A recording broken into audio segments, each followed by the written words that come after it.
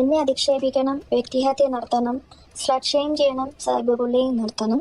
ഇനി മുന്നോട്ട് വരാനിരിക്കുന്ന കുട്ടികളെയും കുഞ്ഞുങ്ങളെയും സ്ത്രീകളെയും എല്ലാവരെയും ഇതൊന്ന് കാണിച്ച് പേടിപ്പിക്കണം, നിശബ്ദതയിലാക്കണം എന്നുദ്ദേശിച്ചുകൊണ്ട് മാത്രം ഫെനിനെ ഞാൻ പുറത്തു വിട്ടിരുന്ന കുറച്ച് സ്ക്രീൻഷോട്ടുകളും പോസ്റ്ററുകളും വളരെ ലേറ്റായിട്ടാണ് ഞാൻ ശ്രദ്ധിക്കുന്നത്. ഫെനിയെ ഞാൻ പരിചയപ്പെടുന്നത് 2024 ജൂലൈയിലാണ്. അന്ന് തൊട്ട് 2025 നവംബർ വരെ ഞങ്ങൾ വളരെ അടുത്ത സുഹൃത്തുക്കളായിരുന്നു. എനിക്ക് ഫെനി ഒരു കുഞ്ഞ് അനിയനെ പോലെയാണ് കണ്ടുകൊണ്ടിരുന്നത്. ഒരു മനുഷ്യനെ എത്രത്തോളം ട്രോമയിലാക്കി സ്ട്രെസ് തന്ന് സ്ട്രെയിൻ തന്ന് വേദനിപ്പിക്കാവോ അതെല്ലാം ചെയ്തിട്ട് തന്നെയാണ് എനിക്ക് എൻ്റെ കുഞ്ഞിനെ നഷ്ടപ്പെടുന്നത്. ഈ സമയത്താണ് ഫെനി എൻ്റെ ഇൻസ്റ്റാഗ്രാമിൽ എനിക്ക് മെസ്സേജ് അയക്കുന്നു, ഇങ്ങോട്ട് പരിചയപ്പെടുന്നു. അപ്പോൾ രാഹുലിൻ്റെ വളരെ അടുത്ത സുഹൃത്താണെന്ന് എനിക്ക് പറയുന്നത് കൊണ്ടാണ് ഞാൻ അതിനെ റെസ്പോണ്ട് ചെയ്തത്. എനിക്കിത് ആരുടെയെങ്കിലും അടുത്തൊന്ന് വിളിച്ച് പറയണമായിരുന്നു. എനിക്ക് എൻ്റെ കുഞ്ഞിനെ നഷ്ടപ്പെട്ടതും എനിക്ക് മിസ്കാരേജ് ഉണ്ടായതും രാഹുൽ എൻ്റെ പ്രഗ്നൻസി ഡിനൈ ചെയ്തതും എന്നെ സ്ലട്ട് ഷെയിം ചെയ്തതും എന്നെ ബ്ലോക്ക് ചെയ്ത് പോയതും ഇതൊക്കെ എനിക്ക് വലിയൊരു പ്രശ്നമാണ്. എനിക്ക് രാഹുലിനോട് അതിഭീകരമായ ട്രോമ ബോണ്ടിൽ നിൽക്കുന്ന ഒരു സമയം കൂടെ ആയിരുന്നത്. അപ്പോൾ ഫെനിയായിട്ട് ഈ കാര്യങ്ങളൊക്കെ സംസാരിച്ചപ്പോൾ ഫെനി എന്നെ വളരെ ആശ്വസിപ്പിച്ചു, എന്നെ കംഫർട്ടബിൾ ആക്കി. പോട്ടെ സാരിയില്ല എന്നൊക്കെ പറഞ്ഞ് ഇതാരോട് ഇനി പറയരുത് എന്നെ അടുത്ത് ഫെനി പറഞ്ഞിട്ടുണ്ടായിരുന്നു. ഫെനിയാണ് എനിക്ക് അഷുറൻസ് തന്നുകൊണ്ടിരുന്നത് രാഹുലിന്റെ ജീവിതത്തിൽ വേറെ പെൺകുട്ടികളില്ലെന്നും ഉള്ള ആൾക്കാരെല്ലാം ആളുടെ ഫാൻസാണ്, അല്ലെങ്കിൽ ആൾക്ക് ഭയങ്കര ശല്യമാണ്, എല്ലാവരെയും ബ്ലോക്ക് ചെയ്തിട്ടിരിക്കുവാണ് എന്നൊക്കെ ഫെനിയാണ് എനിക്ക് വീണ്ടും വീണ്ടും ഒരു റീഅഷുറൻസ് തരുന്നത്. അപ്പോൾ ഒരു ട്രോമ ബോണ്ടിൽ നിൽക്കുന്ന ഞാനാണ്. എനിക്ക് എൻ്റെ കുഞ്ഞിൻ്റെ അച്ഛനുള്ളൊരു ബോണ്ട് അപ്പോഴും എനിക്ക് രാഹുലിൻ്റെ അടുത്തുണ്ട്.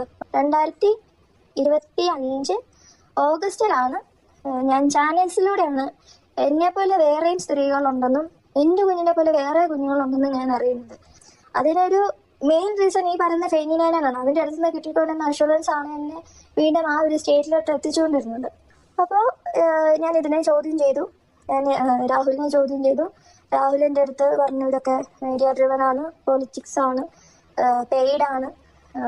ആദ്യത്തെ കുട്ടിയുടെ കാര്യം ചോദിച്ചപ്പോൾ അങ്ങനെ ഒരാളെ ഇല്ലയെന്ന് പറഞ്ഞു. രണ്ടാമത്തെ കുട്ടിയുടെ കാര്യം ചോദിച്ചപ്പോൾ അത് ഫേക്കാന്ന് പറഞ്ഞു. ഞാൻ അടൂർക്ക് വരാമെന്ന് പറഞ്ഞപ്പോൾ രാഹുലിൻ്റെ അടുത്ത് പറഞ്ഞു അതിലും ഭേദം കുറച്ച് വിഷം വാങ്ങിക്കൊണ്ട് വരുന്നതാണ്, ഇപ്പം ഇങ്ങോട്ട് വരരുത്, നമുക്ക് പാലക്കാട് വെച്ച് മീറ്റ് ചെയ്യാം, അമ്മ ചേച്ചി എല്ലാവരും തളർന്നിരിക്കുമെന്ന് പറഞ്ഞു. പിന്നീട് രാഹുൽ പാലക്കാടുണ്ടെന്ന് എനിക്ക് മനസ്സിലായി. രാഹുൽ ഒരു റീ എൻട്രി ഒക്കെ ഉണ്ടായിരുന്നല്ലോ, അങ്ങനെ തന്നെ കാണെങ്കിൽ ഇത് ഫെനിയായിട്ട് കോർഡിനേറ്റ് ചെയ്യണമെന്ന് പറഞ്ഞു. അപ്പം ഞാൻ പറഞ്ഞു ഇതിനകത്ത് ഫെനിയുടെ ആവശ്യമില്ല, എനിക്കറിയണം എന്നെപ്പോലെ ഇനിയും സ്ത്രീകളുണ്ടോ ഇനിയും കുഞ്ഞുങ്ങളുണ്ടോ എന്ന് എനിക്കറിയണം. അപ്പോൾ അത് രാഹുൽ പറഞ്ഞതനുസരിച്ചാണ് ഞാൻ ഫെനിയെ കോൺടാക്ട് ചെയ്യുന്നത്. അപ്പോൾ ഫെനി ഈ പറഞ്ഞ ഫെനി തന്നെ ഫെനിയുടെ പോസ്റ്റിൽ പറയുന്നുണ്ട് ഈ അവസ്ഥയിൽ നിൽക്കുന്ന എന്നെയാണ് ഇവർ രണ്ടുപേരും കൂടെ ഒഴിവാക്കാൻ നോക്കുന്നത്. എങ്ങോട്ടാണ് വരേണ്ടത്, ഏത് ഡേറ്റിലാണ് വരേണ്ടത് എന്നൊക്കെ ചോദിക്കുമ്പോൾ ഇവർ രണ്ടുപേരും ഒഴിഞ്ഞു മാറുമെന്ന് എനിക്ക് മനസ്സിലായി. ഫെനി എൻ്റെ അടുത്ത് പറഞ്ഞു, രാഹുലേട്ടൻ പറഞ്ഞു ഓഫീസിൽ വെച്ച് കാണുമെന്ന് പറഞ്ഞപ്പോൾ ഞാൻ പറഞ്ഞു എനിക്ക് ഓഫീസ് പറ്റില്ല, വേറെ പാർട്ടിക്കാർക്ക് ആക്സസ് ഉണ്ട്, പബ്ലിക്കിന് ആക്സസ് ഉണ്ട്, ഒരുപാട് ആൾക്കാർ വന്നു പോകുന്ന ഒരു സ്ഥലമാണ്, എനിക്ക് സേഫ് ആയിട്ടൊരു സ്ഥലം വേണമെന്ന് പറയുന്നുണ്ട്. ഫെനിയുടെ അടുത്ത് പറയുന്നുണ്ട് ഫെനി ഞാൻ ഒറ്റയ്ക്കല്ല വരുന്നത്, ഞാൻ വരുമ്പോൾ എൻ്റെ ഒരു ക്ലോസ് ഫ്രണ്ട് എൻ്റെ കൂടെ കാണും, അപ്പോൾ രാഹുലിൻ്റെ കൂടെ നീ വരണം, നീ വരുന്നതാണ് എനിക്ക് കംഫർട്ടബിൾ ആയിട്ടുള്ളത്, പിന്നെ നമ്മൾ കണ്ടിട്ടില്ലല്ലോ എനിക്ക് നിന്നെ കാണുകയും കൂടെ ചെയ്യാലോ എന്ന് ഞാൻ ഫെനിയുടെ അടുത്ത് പറയുന്നുണ്ട്. പിന്നീട് ഞാൻ ഈ സേഫ് പ്ലേസ് വേണമെന്ന് പറയുന്നുണ്ട് ഇവരായിട്ട്. അതൊക്കെയാണ് നിങ്ങൾ കണ്ടുകൊണ്ടിരിക്കുന്നത്. ഈ തലയും വാലും ഇല്ലാത്ത കുറച്ച് ചാറ്റുകൾ മാത്രം പുറത്ത് വിട്ട് എന്നെ പീഡിപ്പിച്ച ഒരാളെ വീണ്ടും എനിക്ക് 3-4 മണിക്കൂർ കാണണമെന്ന് പറയുമ്പോൾ എന്നെ സ്ലട്ട് ഷെയിം ചെയ്യണം എന്നൊരു ഉദ്ദേശത്തോടുകൂടി മാത്രമാണ് അത് പുറത്തു വിട്ടെന്നാണ് എനിക്ക് മനസ്സിലായത്. അല്ലാതെ നിങ്ങൾ വിചാരിക്കുന്നത് പോലെ ഈ 3-4 മണിക്കൂറിൽ എനിക്ക് വീണ്ടും രാഹുലിനോട് ഫിസിക്കൽ കോണ്ടാക്ട് ഉണ്ടാക്കാൻ വേണ്ടിയിട്ടല്ല ഞാൻ പോകുന്നത് പോലും. പിന്നീട് ഇവരിതിങ്ങനെ ഒഴിഞ്ഞു മാറി എനിക്ക് മനസ്സിലായി ഇവരിത് ഒഴിവാക്കുവാണ്. പറഞ്ഞിട്ട് ചെല്ലുവാണെങ്കിൽ രാഹുൽ മുങ്ങും എനിക്ക് ഉറപ്പുള്ളത് കൊണ്ട് രാഹുലിനോട് പറയാതെയാണ് ഞാൻ പാലക്കാട് ചെല്ലുന്നത്. അപ്പോൾ പാലക്കാട് ചെന്നപ്പോൾ രാഹുൽ ചെയ്തത് ആള് എന്നെ കോൾ എടുക്കാതെ രാഹുലിൻ്റെ സ്റ്റാഫിനെ കൊണ്ട്, ഫസലുണ്ട്, ആലിവിനുണ്ട്, അവരെ കൊണ്ട് ഇങ്ങനെ മാറി സംസാരിപ്പിച്ച് ചേച്ചി ഇവിടുത്തെ സാഹചര്യം ഇങ്ങനെയാണ്, രാഹുലിനടുത്ത് സംസാരിക്കാൻ പറ്റുന്നില്ല, ഞങ്ങൾ കണ്ണാടിയിലാണ്, മാത്തൂരാണ്, ഞങ്ങളുടെ അവസ്ഥ ചേച്ചിയുടെ അവസ്ഥ ഞങ്ങൾക്ക് മനസ്സിലായി, ഞങ്ങളുടെ അവസ്ഥ ഞങ്ങൾ ചേച്ചി ഒന്ന് മനസ്സിലാക്കണം എന്ന് പറഞ്ഞ് രാവിലെ തൊട്ട് രാത്രി വരെ എന്നെ പാലക്കാട് തന്നെ ഇട്ട് ഞാൻ കറങ്ങുമായിരുന്നു. ഇവർ പറയുന്നതനുസരിച്ച് ചേച്ചി ഞങ്ങളിപ്പോൾ ടൗണിൽ വരും, ഞങ്ങൾ അവിടെ വരും, ഞങ്ങൾ ഇവിടെ വരും എന്ന് പറയുമ്പോൾ ഞങ്ങൾ ആ ലൊക്കേഷനിലോട്ട് പോകും. അങ്ങനെ രാഹുൽ എനിക്ക് കാണാൻ പറ്റിയില്ല. അപ്പോൾ ഇതിനെ പറ്റിയിട്ടുള്ള സംസാരമാണ് ഈ ഒരു ഒരു ഐഡിയയും കിട്ടാതെ തലയും വാലുമില്ലാതെ ഫെരീനയെ പുറത്തു വിട്ടിരിക്കുന്നത്. മാരീഡ് ആയിട്ടുള്ള ഒരു സ്ത്രീ ആയതുകൊണ്ട് ഇതെല്ലാം ഇതിനപ്പുറം കേൾക്കും എന്നറിഞ്ഞുകൊണ്ട് തന്നെയാണ് ഞാൻ മുന്നോട്ട് വന്നത്. ഞാൻ വിചാരിച്ചിട്ടുണ്ട് ഞാൻ നേരത്തെ റെസ്പോണ്ട് ചെയ്യുമായിരുന്നെങ്കിൽ എനിക്ക് മുന്നേ വന്ന 2 കുട്ടികൾക്കും ഈ അവസ്ഥ ഉണ്ടാവത്തില്ലെന്ന്. ഞാൻ ഇതൊന്നും കണ്ട് പേടിക്കില്ല എന്ന് ഞാൻ ഫെനിയെ ഞാൻ ഒത്തിരി സ്നേഹത്തോടെ അറിയിക്കുകയാണ്. നമസ്കാരം. നമ്മളിപ്പോൾ കേട്ടത് രാഹുൽ മാങ്കൂട്ടത്തിനെതിരെ കൊടുത്ത മൂന്നാമത്തെ പരാതിക്കാരിയുടെ, മൂന്നാമത്തെ അതിജീവിതയുടെ ശബ്ദ സംഭാഷണമാണ്. അവർ സ്വയമേ എടുത്ത സംഭാഷണം എല്ലാ ചാനലുകൾക്കും അയച്ചു കൊടുക്കുകയായിരുന്നു. അങ്ങനെയാണ് ഇത് കിട്ടിയിട്ടുള്ളത്. അവർ തന്നെയാണ് എല്ലാ കാര്യങ്ങളും പത്രദൃശ്യ മാധ്യമങ്ങൾക്ക് എത്തിച്ചു കൊടുക്കുന്നത് എന്നതിൻ്റെ ഏറ്റവും വലിയ തെളിവാണിത്. കാരണം രാഹുൽ മാങ്കൂട്ടം നിരപരാധിയാണെന്ന് കൃത്യമായി തെളിയിക്കുന്ന ശബ്ദ സംഭാഷണമാണ് ഇപ്പോൾ നമ്മൾ കേൾക്കുന്നത്. അതിൽ കൃത്യമായി പറയുന്നത് തൻ്റെ കുഞ്ഞിൻ്റെ അച്ഛനാണ് ആര്, രാഹുൽ മാങ്കൂട്ടൻ.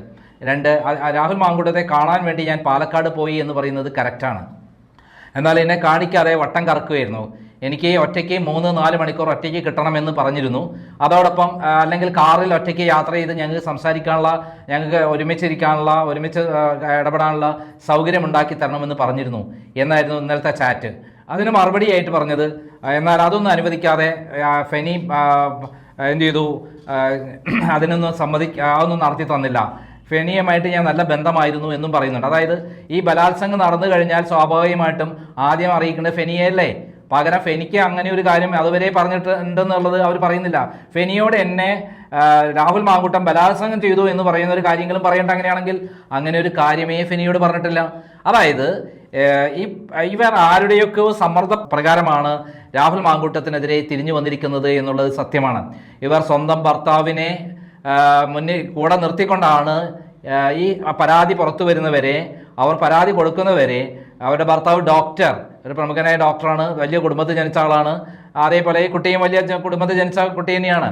അപ്പം ആ കുടുംബത്തിൽ അവരെയെല്ലാം ലംഘിച്ചുകൊണ്ട് നല്ല ബന്ധത്തിൽ കഴിഞ്ഞിരുന്ന ഭർത്താവായ ഡോക്ടർ ഇരിക്കെ തൻ്റെ കുഞ്ഞിൻ്റെ പിതാവ് രാഹുൽ മാങ്കൂട്ടമാണെന്ന് പറയുന്ന ആരാണ്, തന്നെ കുഞ്ഞിൻ്റെ അച്ഛൻ രാഹുൽ മാങ്കൂട്ടമാണെന്ന് പറയുന്ന ഈ യുവതി എന്ത് പീഡനമാണ് നടന്നു എന്ന് പറയുന്നത്. അതെ, പീഡനം എന്നാൽ ഒരു സ്വാഭാവികമായിട്ട് ഒരു പരാതി കൊടുക്കുക എന്ന് പറയുന്ന ഒരു സംഭവം 1.25 മാസമായിട്ടും ഉണ്ടായില്ല. മാത്രമല്ല അങ്ങനെ ഒരു സംഭാഷണം അവരുടെ ഭാഗത്തുനിന്ന് അവരുടെ വാട്സപ്പ് ചാറ്റിൽ എവിടെയും ഉണ്ടായിരുന്നില്ല എന്നുള്ളതാണ്.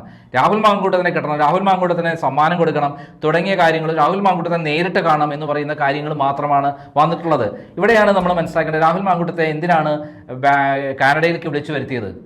അതിന് മറുപടി പറഞ്ഞില്ല. അവിടെ വെച്ച് ശാരീരിക ബന്ധം പുലർത്തുകയും അവിടെ വെച്ച് കല്യാണം കഴിക്കാമെന്നുള്ള കൃത്യമായ ധാരണയിൽ മുന്നോട്ട് പോവുകയും ചെയ്തു. പക്ഷെ ഭർത്താവിനെ കൊല്ലണമെന്നുള്ള ഒരു വാക്ക് വീണതോട് കൂടിയിട്ടാണ് രാഹുൽ മാങ്കൂട്ടം പിന്തിരിഞ്ഞതെന്നാണ് പോലീസിനോട് കൊടുത്ത മൊഴി എന്നാണ് ഞാൻ മനസ്സിലാക്കിയിട്ടുള്ളത്. അങ്ങനെയാണെങ്കിൽ ആരാണ് ഉത്തരവാദി? ഒരു പക്കാ ക്രിമിനലായി മാറുകയാണ് ഈ പറയുന്ന അതിജീവിതയുടെ വാക്കുകളിൽ നിന്ന് തന്നെയുണ്ട് ഈ കേസ് പൊട്ടിപ്പളിഞ്ഞ് പാളീസായി പോകും എന്നുള്ളത്. അതായത് സ്വന്തം ഭർത്താവിനെ ഇപ്പുറത്ത് ഇരുത്തിക്കൊണ്ടാണ് അവരെ മറച്ചു വെച്ച് ഇത്രയും കാലം ഈ കേസുമായി മുന്നോട്ട് പോയി രാഹുൽ മാങ്കൂട്ടത്തിൻ്റെ പിന്നാലെ പോയത്.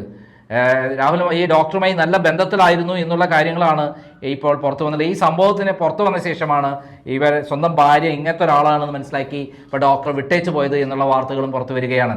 എന്തായാലും എല്ലാം കലങ്ങി മറിയുകയാണ്. ഈ ഇത്തരം കേസുകൾ വരുമ്പോൾ പാലിക്കേണ്ട മര്യാദകളൊന്നും പാലിക്കാതെ, നിയമപരമായ ഒന്നും പാലിക്കാതെ, സുപ്രീം കോടതി വിധികളൊക്കെ ലംഘിച്ചുകൊണ്ടാണ് പിണറായി വിജയൻ്റെ പ്രത്യേക നിർദ്ദേശത്തിൽ എങ്ങനെയെങ്കിലും അടച്ചുപൂട്ടുക എന്നുള്ള ഉദ്ദേശത്തോടുകൂടി പിണറായി വിജയൻ പോലീസിനെ കയറൂരി വിട്ടത്. ആ കയറൂരി വിട്ടതിൻ്റെ ഏറ്റവും വലിയ ഇരയായിത്തീരുന്നതും ഈ ലേഡിയാണ്.